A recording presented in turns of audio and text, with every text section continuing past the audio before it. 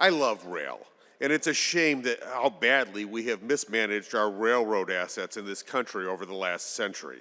Had we continued with the great push that culminated with the golden spike being driven into the ground, with the completion of the first transcontinental railroad, we would be so far ahead of where we are today. The railroads that move freight throughout our continent are great. They drive our economy. But passenger rail falls short, especially in Michigan. And for years, I've found it tremendously sad to watch our rails that our earlier generations broke their backs to build be pulled up so we can ride our bikes.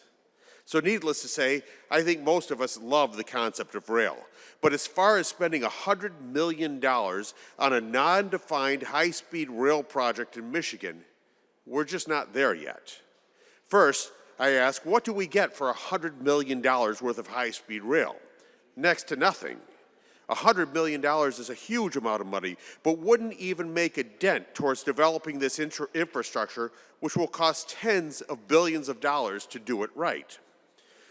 So this amendment, or this budget, proposes $100 million with no clear goal in sight at a time when we do know what our top priority in terms of infrastructure needs to be. I look forward to the day when we can afford to invest in new high-speed rail, but that day is nowhere in sight. Not until we address the shameful conditions of our roads. Earlier this week, I drove from northern Michigan to the very southern tip of our state, and this is just shameful that we have let our roads get this bad, state roads and local roads. It sends the signal to the rest of the nation that Michigan just doesn't care, that we're that neighbor who refuses to mow his lawn and keep his house painted. I remember someone sharing a story with me about how excited they were to relocate their business to Michigan.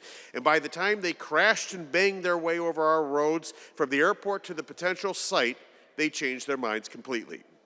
So this amendment deletes that funding for the high-speed rail corridor with high hopes that someday we will be in position to accomplish such a worthy goal. It reallocates all of that money to local road funding spread throughout our 83 counties.